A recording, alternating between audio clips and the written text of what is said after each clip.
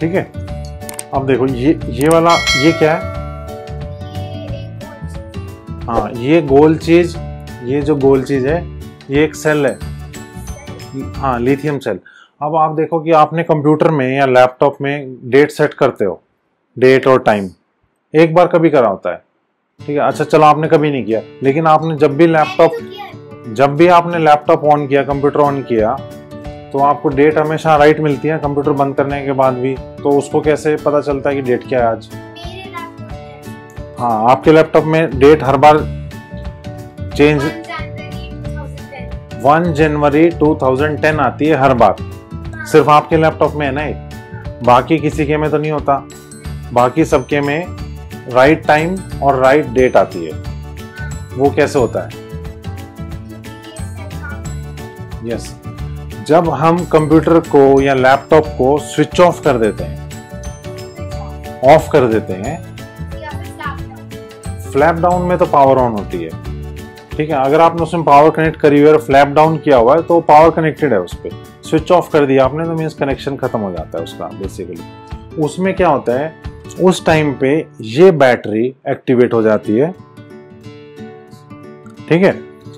और इसके अंदर एक मेमोरी होती है, एक यहाँ पर एक छोटी सी चिप लगी होती है जिसको हम बोलते हैं BIOS chip. BIOS means BIOS, BIOS chip.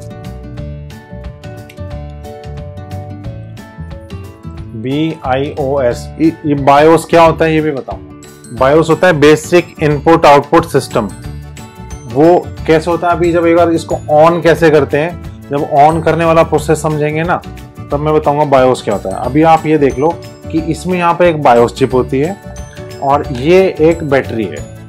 तो जब कंप्यूटर में पावर नहीं होती है उस टाइम पे ये बैटरी उस चिप को पावर करती है। तो जब जो भी आपने डेट या टाइम एक बार सेट कर दिया वो उस बायोस चिप के अंदर चला जाता है और ये वाली बैटरी उसको एक्टिवेट रखती है, ठीक है। हर समय वो चिप ऑन रहती है और वो टाइम चलता रहता है। एक क्लॉक होती है इसके अंदर, ठीक है। इसके अंदर खुद की क्लॉक होती है, जैसे वो टिक करती है, जैसे हमारी ये क्लॉक है ना, इसमें सेकंड सेकंड सेकंड सेकंड ऐसे चलती रहती है। ऐसी इसमें एक इलेक्ट्रॉनिक क्लॉक होती है जिसमें ऐसे सुई नहीं है, कोई निडल नहीं है, ठीक है। लेकिन वो अंदर ही अंदर काउंट करती रहती है। आपने जब टाइम सेट कर दिया, हाँ डिजिटल क्लॉक होती है इसके अंदर, तो आपने टाइम सेट कर दिया उसके बाद वो टाइम काउंट करती रहती है। तो अपने आप इंटरनली अपडेट करती रहेगी। अगर आपने इसको स्विच ऑफ कर दिया है तो भी वो इस बैटरी से चलती है। हाँ, अब आपके लैपटॉप में हर बार 1 जनवरी 2000 इसलिए आता है क्योंकि आपका ये सेल खत्म हो गया है, इसकी बैटरी खत्म हो गई है, रिप्लेस करना पड़ेगा, ठीक है। इसको रिप्लेस करेंगे, टाइम सेट करेंगे, फिर आपके लैपटॉप का टाइम हमेशा ठीक आएगा। हमेशा मीन्स जब तक ये सेल चल रहा है, ये कई साल चल जाता है, मैनी ईयर्स, ठीक है। काफी साल के बाद रिप्लेस करना पड़ेगा। क्लियर है? गुड। अब सबसे इंपॉर्टेंट चीज, मदरबोर्ड के ऊपर ये मोटर देखो। अब आपको ये दिख रहा है कि ये मोटर है, ये मोटर नहीं है, ये फैन है। वैसे फैन और मोटर एक ही बात होती है, वैसे ठीक है, मोटर से ही फैन चलता है। ये फैन है, ठीक है। ये फैन क्या कर रहा है? हवा दे रहा है किसको? कंप्यूटर। यहाँ पर देखो ये लगा हुआ है कि ये दिख रहा है तुम्हें? ये नहीं दिख रहा, ये देखो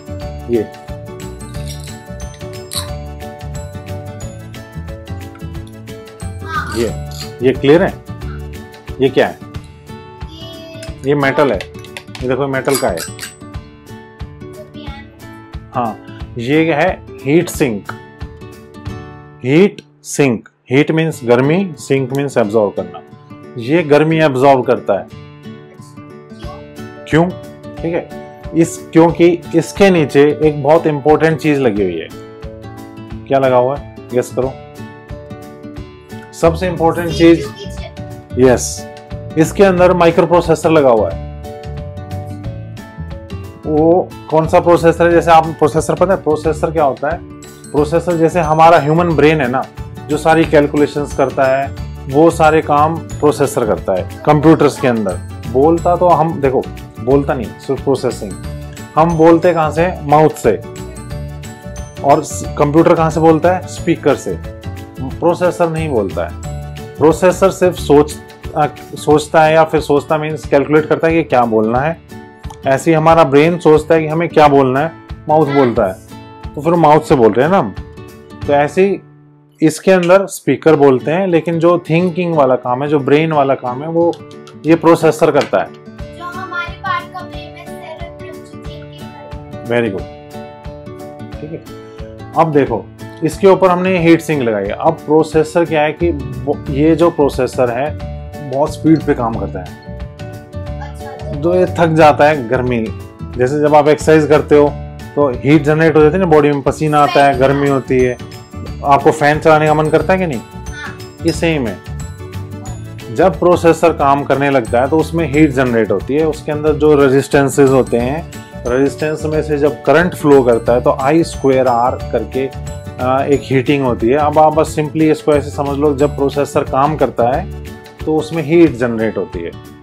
हीट जनरेट होगी तो टेम्परेचर उसका राइज करने लगेगा, और इस प्रोसेसर की एक लिमिट है कि इसके ऊपर अगर टेम्परेचर चला गया तो ये खराब हो जाएगा, जल जाएगा। जैसे हमारी बॉडी की लिमिट है, हम एक्सरसाइज करते रहे, गर्मी हीट निकल रही है, फैन ऑन नहीं कर रहे, थोड़ी देर में डिहाइड्रेट होके हम भी गिर जाएंगे। अगर हम आग के पास अपना हाथ लाते जाते हैं तो वो जलता है। हाँ, आग के पास हाथ लाते हैं, गर्मी लगती है, जितना क्लोज आओगे उतनी गर्मी बढ़ती जाएगी, और हमारी एक लिमिट है, उससे ज्यादा नहीं कर सकते ना। हाथ में आग में हाथ तो नहीं रख के बैठ जाओगे, बैठ सकती है। तो ये जो हीट सिंक है, ये जो मेटल का पार्ट है, ये माइक्रो प्रोसेसर से हीट एब्जॉर्ब कर लेता है, हीट को सिंक करता है, समझ रहे हो? यस। कहाँ भेजता नहीं, उसके बाद ऊपर लगा दिया फैन। फैन क्या करता है, इसके अंदर एयर फ्लो करती है ऐसे, तो फैन से वो हीट सारी निकल के ऐसे फैल जाती है बाहर। हाँ, इसमें उल्टा लगाते हैं फैन। जैसे ये वाला जो हमारा फैन है, इसमें नीचे हवा दे रहा है ना, ऐसे ये फैन इसके नीचे हवा देता है ऐसे। तो इसको यहाँ से हवा ऊपर से जाती है, ये फिन से साइड से चार ऊपर से जाती है और चारों तरफ से बाहर निकल जाती है, ठीक है। तो और वो गर्म हवा फाइनली,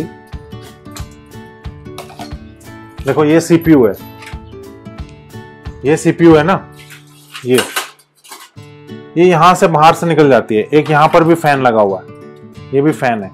तो इस कैबिनेट के अंदर जो हीट जनरेट होती है वो पीछे से बाहर निकल जाती है। अगर इन हीट सिंक पे बहुत ज्यादा हीट आ गई है तो क्या होगा? तो ये बंद हो जाएगा। इसके अंदर सेंसर लगे होते हैं, टेम्परेचर सेंसर। अगर एक लिमिट से ज्यादा हीट जनरेट हो जाती है तो अपने आप बंद कर देता है। वैसे किसी और आईसी को आप हीट करोगे तो वो खराब हो जाएगी, लेकिन इसके अंदर टेम्परेचर सेंसर्स होते हैं, एक लिमिट के बाद इसको बंद कर देगा। इनफैक्ट इसमें एक और चीज पता है क्या होती है, इंटरेस्टिंग चीज जो आपको नहीं पता होगी। ये जो फैन की स्पीड है ना, ये टेम्परेचर से कंट्रोल्ड होती है इसके अंदर। मीन्स अगर टेम्परेचर ज्यादा बढ़ जाएगा ना तो फैन की स्पीड भी तेज हो जाती है, ताकि फटाफट उसको ठंडा करे। अच्छा, जैसे हमारा पसीना ज्यादा आता है तो हम फैन का हाँ डस्टर का। अच्छा, हो गया, क्लियर है। अब हमने मदरबोर्ड भी देख लिया। अब एक लास्ट चीज बता देता हूं इसमें, SMPS। अच्छा नहीं, एक दो चीज और बाकी है। SMPS क्या करता है? SMPS होता है switch mode power supply. Switch mode power supply means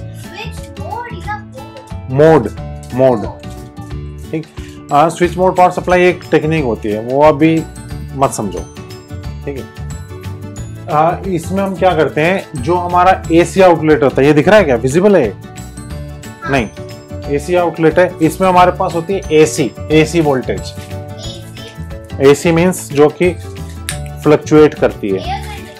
air conditioner नहीं, ये AC होता है अल्टरनेटिंग करंट। एयर कंडीशनर नहीं, अल्टरनेटिंग करंट। हाँ, दोनों डायरेक्शन में जाता है, प्लस माइनस। ये सब भी बता दूंगा क्या होता है, ठीक है। लेकिन जो हमारा कंप्यूटर होता है, कोई बात नहीं, जो हमारा कंप्यूटर होता है वो काम करता है DC के ऊपर। DC होता है डायरेक्ट करंट, जो कि सिर्फ एक ही डायरेक्शन में फ्लो करता है। तो SMPS का क्या काम होता है, जब हम इसको कनेक्ट करते हैं वायर को हमारे इसमें, तो इस AC को DC में कन्वर्ट कर देता है। AC हमारे पास होता है, घरों में जो AC आता है वो कितने वोल्ट होता है, 220 वोल्ट्स, 220 वोल्ट्स। और जो हमें कंप्यूटर में DC बनता है वो बनता है 12 वोल्ट, 5 वोल्ट, 3.3 वोल्ट, ये डिफरेंट वोल्टेजेस बनाता है SMPS। AC से 220 वोल्ट से DC में कन्वर्ट करता है, और DC भी different voltages 12 volt, 5 volt, 3.3 volt, क्योंकि कंप्यूटर में जो पार्ट्स लगे हुए हैं डिफरेंट, सबको अलग अलग वोल्टेज चाहिए। वोल्टेज से ही चलती हैं चीजें, इलेक्ट्रॉनिक्स की चीजें वोल्टेज से चलती हैं। वोल्टेज, इलेक्ट्रिसिटी समझ लो, जैसे बैटरी, सेल या फिर ये पावर, ये सब वोल्टेज हैं एक तरीके से। तो ये इन्हीं से चलते हैं। जैसे फैन को 12 वोल्ट चाहिए, ठीक है, हार्ड डिस्क को 5 वोल्ट चाहिए, आपके प्रोसेसर को, माइक्रो प्रोसेसर को 3.3 वोल्ट चाहिए, तो सबको अलग अलग वोल्टेज चाहिए, वो सारी ये बनाता है। तो SMPS से हम एक पावर का कनेक्टर लेके मदरबोर्ड पे लगाते हैं। ये वाला, ये जो कनेक्टर है ना, ये यहां पर SMPS से, यहां पर इस पे SMPS से कनेक्टर आता है, यहां लगाते हैं, फिर पूरे मदरबोर्ड पे पावर आ जाती है, DC वोल्टेज। ये फैन चलने लग जाएगा, प्रोसेसर का फैन चल जाएगा, आपके SMPS के पीछे जो फैन है वो ऑन हो जाएगा। इस पे एक LED होती है, खोल के चलाओगे तो दिख जाएगी, यहाँ पे एक LED ग्लो कर जाएगी, ठीक है। CPU के आगे भी तुम्हारी कुछ लाइट्स होंगी, हार्ड डिस्क की लाइट, ये सब, वो सब जल जाएंगी, ठीक है। अच्छा, एक और चीज है, हार्ड डिस्क तो भूल गए ना हम। ये क्लियर है ना, SMPS क्या कर रहा है, AC को DC में कन्वर्ट कर रहा है और डिफरेंट वोल्टेज बना रहा है। अब ये हार्ड डिस्क है, ये हार्ड डिस्क क्या होता है, बोलो, नहीं पता है? हार्ड डिस्क वो जगह होती है जहाँ पे कंप्यूटर का सारा डाटा स्टोर होता है। Very good. परमानेंट होता है या नॉन परमानेंट होता है? परमानेंट होता है। जान की गल बता रहे हैं। देखो, जैसे पेन ड्राइव में होता है ना, पेन ड्राइव में जो आप डेटा स्टोर कर रहे हो वो परमानेंट है जब तक आप खुद से डिलीट नहीं कर रहे हो। मीन्स पेन ड्राइव को आपने कंप्यूटर से बाहर निकाल लिया तो डेटा खत्म नहीं होता है ना, डेटा रहता है, वापस लगाओगे तो मिल जाएगा, आप खुद से इरेज करोगे तो हो जाएगा। तो इसको बोलते हैं हम टेम्परेरी परमानेंट कह सकते हैं, या फिर री राइटेबल। जैसे कुछ CD होती हैं उसमें परमानेंट होता है, CD में आपने एक बार राइट कर दिया ना, उसे आप इरेज नहीं कर सकते, ठीक है। हार्ड डिस्क में इरेज हो जाता है, पेन ड्राइव में भी इरेज हो जाता है। अब हार्ड डिस्क ना 2 टाइप्स की आती हैं। हार्ड डिस्क 2 टाइप्स की होती हैं, एक होती है मैग्नेटिक और दूसरी होती है SSD। ये जो मेरे हाथ में ये मैग्नेटिक है, जो मैग्नेट से चले। Very good. इसमें मैग्नेटिज्म ही यूज होता है। मैग्नेट्स देखिए ना अपने, नॉर्थ पोल, साउथ पोल। देखो अभी पहले एक बार, हाँ, मैग्नेट में नॉर्थ पोल साउथ पोल ही होते हैं। हाँ, अर्थ पे भी होते हैं नॉर्थ पोल साउथ पोल, और मैग्नेट्स में भी नॉर्थ पोल और साउथ पोल होते हैं। नहीं पता है? होते हैं। अच्छा, ये देखो, ये हार्ड डिस्क है, इस पे 2 कनेक्टर लगे हुए हैं, एक केबल ये लगी हुई है, एक ये लगी हुई है। ये तो बहुत सारी नहीं, ये एक केबल है, इसमें वायर्स 4 हैं, ठीक है। ये दूसरी केबल है, ये केबल है जिसमें देखो green, black, red, black, yellow. ये वाली केबल है, ये वाली क्या कर रहे हो, ये वाली केबल पावर के लिए। इस हार्ड डिस्क को पावर देने के लिए ये केबल यूज होती है, ठीक है। हर इलेक्ट्रॉनिक कंपोनेंट को पावर चाहिए, बिना पावर के कुछ नहीं चलता है। तो फिर कंप्यूटर्स बहुत ज्यादा डेंजरस हैं क्योंकि वो हीट अप और जल सकते हैं। नहीं, गर्म तो होती हैं सारी चीजें, हर इलेक्ट्रॉनिक आइटम गर्म होता है। तो हमें इलेक्ट्रिसिटी तो दूर ही रहना चाहिए। और ये दूसरी केबल है डेटा केबल। तो अब हाँ, जो हार्ड डिस्क में आप डेटा स्टोर करते हो या रीड करते हो वो इस केबल के थ्रू जाता है। ये मदरबोर्ड पे लगती है, ये SMPS के अंदर, SMPS से पावर आएगी हार्ड डिस्क पे और मदरबोर्ड पे ये चला जाएगा। SMPS कहाँ है? SMPS कहाँ है? ये SMPS है, दिख रहा है? ये SMPS है। देखो इस पे ये देखो ये पावर के वो निकल रहे हैं इसमें से वायर। ये हार्ड डिस्क में, ये जो हमारा हार्ड डिस्क का है ना, ये गिर गई, उठाना। ये हार्ड डिस्क वाला कनेक्टर है, ये इसके अंदर यहाँ पर कनेक्ट हो जाएगा, रख दो वहां पे। ये इस कनेक्टर के अंदर कनेक्ट हो जाएगा और उसमें पावर चली जाएगी। ठीक है, अब आपको हेल्प करानी पड़ेगी। वो इसके तो यही है सारे, इस टाइप के ही हैं सारे। और इसमें इलेक्ट्रिसिटी कहाँ से आती है? अच्छा, ये है पीछे,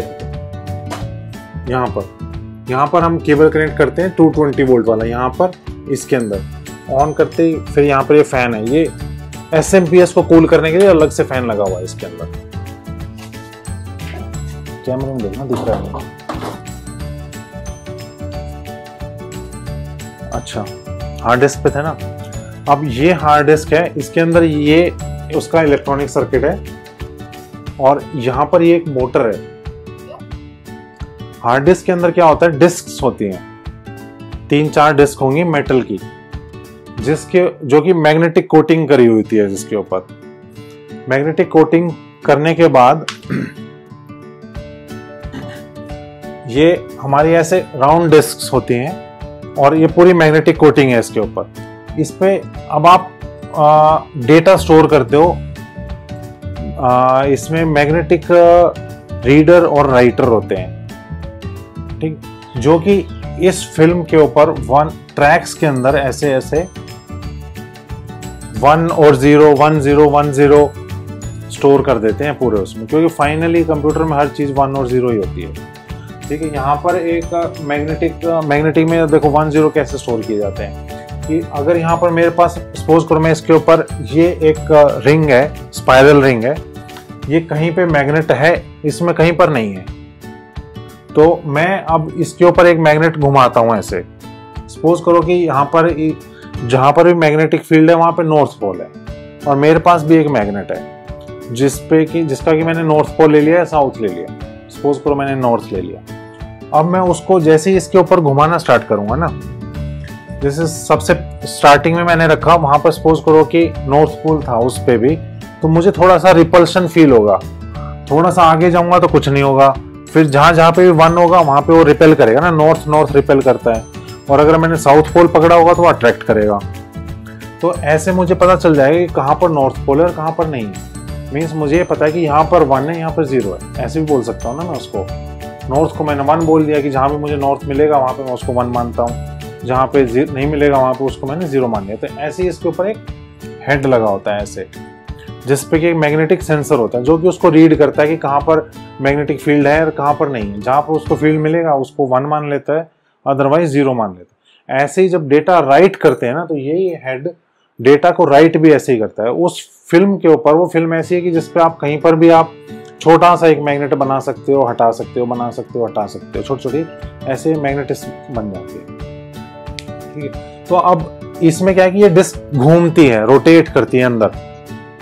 ये हेड ऐसे लगा हुआ है, ये हेड ऐसे ऐसे चलता रहेगा और ये डिस्क घूमती रहेगी ताकि आप पूरी डिस्क का डेटा रीड कर सको। इसलिए इसके अंदर एक मोटर लगी हुई है।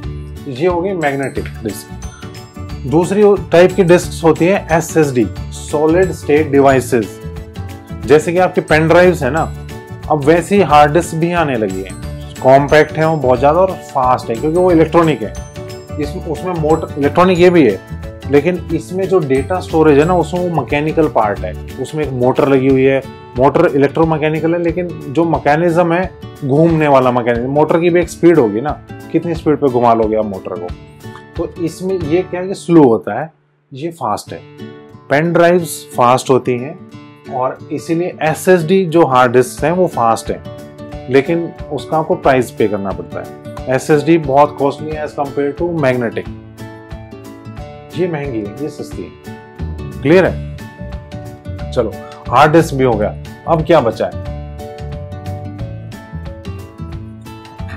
अब हम थोड़ा सा ओवरव्यू लेते हैं आप कंप्यूटर्स का, कि जब आप कंप्यूटर को ऑन करते हो ना तब क्या होता है, ऑपरेटिंग सिस्टम क्या होता है, ये सब देखते हैं। इसको रब कर दूं।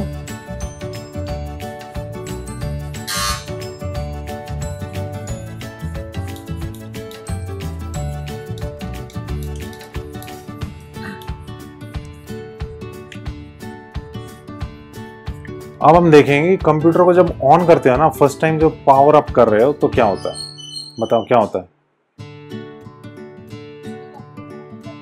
कंप्यूटर ऑन हो जाता है, क्या दिखता है फिर,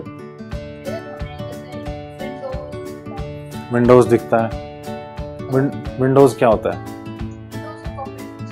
ऑपरेटिंग सिस्टम है, वेरी गुड। और ऑपरेटिंग सिस्टम के और एग्जांपल्स, लाइनक्स, मैक में, मैक तो पीसी का नाम है, ओएस का नाम क्या है, operating system, OS x, right, operating system. चलो अब हम थोड़ा सा और डीप में देखें। फर्स्ट टाइम जब आप कंप्यूटर को पावर ऑन करते हो ना तो सबसे पहले क्या होता है, जो एसएमपीएस होता है वो एसी को डीसी में कन्वर्ट करता है। डीसी आपके मदरबोर्ड पे जाती है, आपका पूरा मदरबोर्ड एक्टिवेट हो जाता है।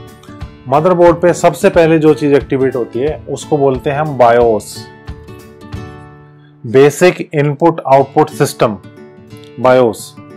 इसका क्या रोल होता है कि ये जैसे ही पावर अप होती है, बायोस क्या करती है, जो भी डिवाइसेस मदरबोर्ड पे कनेक्टेड है उन सबको चेक करती है कि मदरबोर्ड पे कौन कौन से डिवाइसेस कनेक्टेड है, कितनी रैम कनेक्टेड है, रैम है या नहीं है।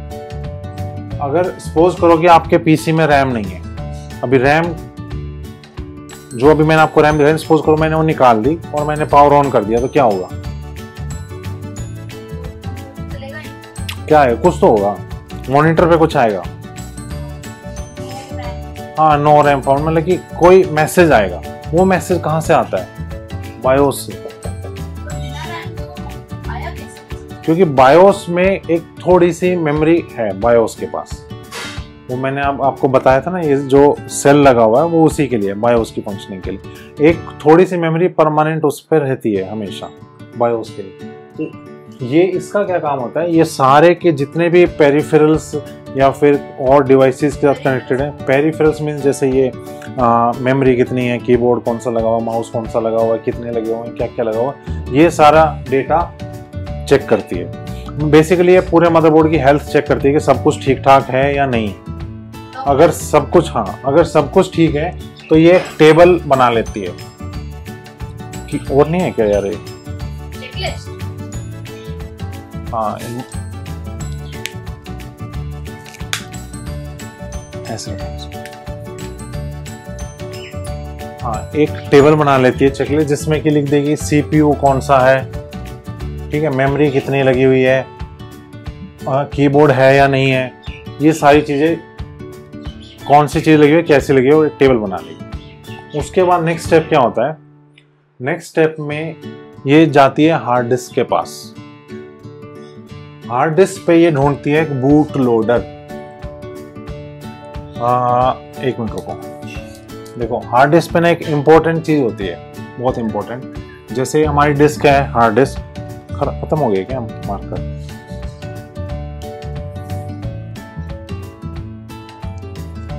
जैसे ये डिस्क है हमारी, इसमें एक स्टार्टिंग में ही हार्ड डिस्क के एक थोड़ा सा मेमोरी का एरिया होता है जिसको हम बोलते हैं MBR, स्टार्टिंग में ही होता है, इसको बोलते हैं MBR, मास्टर बूट रिकॉर्ड।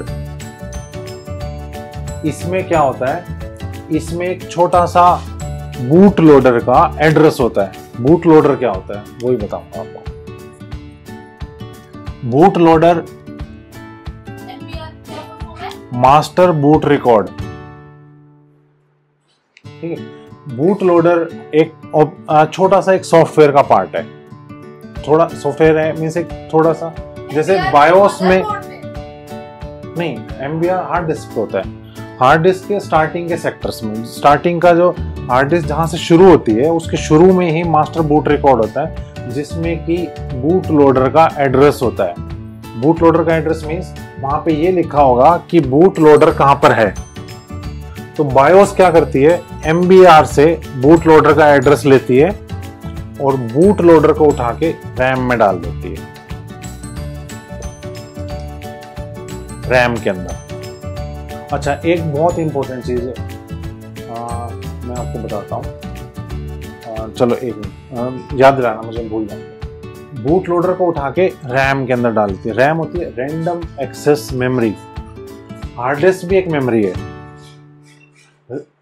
ये भी एक मेमोरी है। इन दोनों में डिफरेंसेस हैं। क्या डिफरेंसेस हैं? कि वो एक परमानेंट मेमोरी नहीं है। हाँ, रैम परमानेंट नहीं है। मीन्स अगर आपने कंप्यूटर को स्विच ऑफ कर दिया तो रैम के अंदर जो भी इंफॉर्मेशन है वो खत्म हो जाएगी। हाँ, जैसे कि अगर आपने कंट्रोल सी करके किसी चीज को कॉपी कर रखा है तो जब हाँ, बंद करोगे तो वो खत्म हो जाएगा। कंट्रोल सी वाला, कंट्रोल सी क्लिपबोर्ड में जो भी कुछ होगा वो नेक्स्ट टाइम पावर ऑन करने पे नहीं आएगा, क्योंकि रैम को जब भी जैसे ही आप ऑफ करोगे तो उसमें से डेटा खत्म हो जाता है। क्लियर है? एक और चीज होती है, एक और डिफरेंस है दोनों के अंदर, random access. Random access means RAM के अंदर बहुत सारा डेटा भरा हुआ है हमने, हम किसी भी डेटा को कभी भी एक्सेस कर सकते हैं। रैंडम एक्सेस मींस मुझे अगर 10th लोकेशन पे कोई चीज पढ़नी है या लिखनी है तो मैं सीधा 10th लोकेशन पे जा सकता हूँ, जबकि हार्ड डिस्क में ऐसा नहीं पॉसिबल है। ये सीक्वेंशियल है, ये घूमेगी। अगर मेरा डेटा कोई यहाँ पर पड़ा हुआ है तो ये पूरी घूमेगी, यहाँ से गुड़ गुड़ गुड़ घूमते हुए मैं जब यहाँ पहुंचूंगा तब मुझे वो डेटा रीड कर पाऊंगा। बैठ जाओ आप, समझ गए? तो ये एक मेजर डिफरेंस हो रहा है। तो इसीलिए ये स्लो होती है, क्योंकि मेरा डेटा एक बार आपने यहाँ से रीड किया, नेक्स्ट डेटा आपने यहाँ से रीड किया, तो उसको पूरा ये फिजिकली ऐसे मूव करना पड़ता है ना। जबकि रैंडम एक्सेस मेमोरी में क्या है, कोई भी लोकेशन आप किसी भी इंस्टेंट पे डायरेक्टली ले सकते हो। मीन्स हर लोकेशन पे जाने का टाइम सेम है, जबकि इसमें सेम नहीं है। अगर आप स्टार्टिंग के सेक्टर्स में हो अभी तो लास्ट तक जाने में टाइम लगेगा, फिर लास्ट पहुंच गए तो वापस से फर्स्ट में आ गए तो फिर टाइम लगेगा। जबकि उसके आसपास के सेक्टर रीड करने हैं तो वो इमीडिएट हो जाएंगे। तो इसमें वेरिएबल टाइम होता है, इसमें फिक्स होता है। समझ गए? अच्छा, अब क्या है कि बूट लोडर इसने हार्ड यहाँ से बायोस ने यहाँ पे देखा कि बूट लोडर का एड्रेस कहाँ पर है, बूट लोडर को उठा के उसने रैम के अंदर डाल दिया। रैम के अंदर डालने के बाद वो एग्जीक्यूट होना स्टार्ट हो जाएगा। अब एग्जीक्यूशन कौन करता है? अब बायोस का रोल खत्म हो गया। देखो, अब बारी आती है माइक्रो प्रोसेसर की। माइक्रो प्रोसेसर आपके बायोस का काम खत्म हो गया। बायोस बैठा हुआ है आराम से, ठीक है, वो कुछ नहीं कर रहा है। अब माइक्रो प्रोसेसर आपके कंप्यूटर में कौन कौन से होते हैं पढ़े? कुछ कोई कंपनी का नाम पता है? इंटेल सुना? इंटेल, AMD नहीं सुना? इंटेल। देखो, मोस्टली सभी के उसमें इंटेल के ही होते हैं। इंटेल ही सबसे पॉपुलर है। इंटेल एक कंपनी है। नहीं, कोई बात नहीं, इंटेल आप सर्च कर लेना यार गूगल पे, है इस पे। हाँ, ये देखो, ये लिखा हो ना इंटेल। बाकी एक्चुअली ये तो फैन का है, प्रोसेसर भी इंटेल का ही है इसमें। अच्छा, अब देखो माइक्रो प्रोसेसर का क्या काम होता है। माइक्रो प्रोसेसर क्या करता है, एक रैम है हमारे पास। रैम के अंदर लोकेशंस होती हैं, जैसे कि 0 से लेके 1024 तक सपोज करो लोकेशंस हैं, ऐसे ऐसे ऐसे ऐसे ऐसे ऐसे। ये हमारी रैम है। देखो, ये रैम है। नहीं, ये तो मैंने आपको एग्जांपल दिया है। 1024 मीन्स 1 KB, 1K, ठीक है। तो ये 1K है, 1K किलोबाइट। सपोज करो कि एक उसमें 1 बाइट स्टोर होती है। 1 बाइट पता है क्या होता है? क्या 1 बाइट का क्या मीनिंग होता है? 1 byte equals to 8 bits. Marker लेके आओ, ये तो खराब हो गया।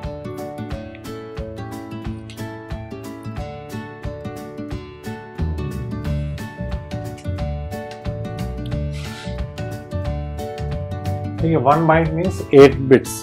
मतलब कि यहाँ पर हमारे पास 8 चीजें 8 क्या क्या है यहाँ पे हमारे पास बिट्स, एक बिट क्या होती है, या 1 होगी या 0 होगी, मीन्स यहाँ पे 8 डिफरेंट वैल्यूज है, 1 0 0 0 1 0 0 1, ऐसे कुछ भी 8 वैल्यूज हैं इसके अंदर। ऐसे ही नेक्स्ट लोकेशन पे 8 कुछ और वैल्यूज हैं, यहाँ कुछ और वैल्यूज हैं, ऐसे पूरी मेमोरी हमारी भरी होती है। नहीं, 1 बिट से नीचे कुछ नहीं होता है।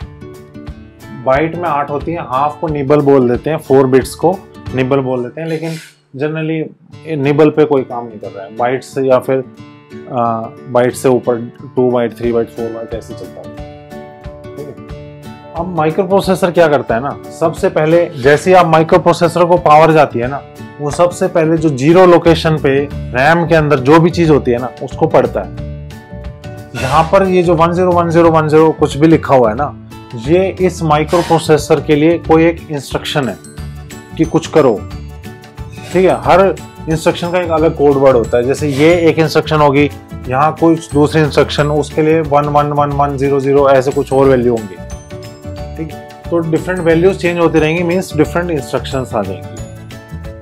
अब क्या हुआ, जब बायोस ने क्या किया, इस बूट लोडर को उठा के यहां डाल दिया रैम के अंदर, मीन्स अब रैम के अंदर जो भी इंस्ट्रक्शंस लिखी हुई हैं वो इस बूट लोडर की हैं। ठीक है, बूट लोडर की इंस्ट्रक्शंस यहां पर आ गई। अब जैसे ही माइक्रो प्रोसेसर को पावर आती है, वो 0 से स्टार्ट कर देता है एग्जीक्यूट करना। तो अब बूट लोडर का क्या काम होता है, बूट लोडर में क्या इंस्ट्रक्शंस लिखी होती हैं, बूट लोडर। चलो अब एक ब्रेक ले लेते हैं, बाकी नेक्स्ट पार्ट में।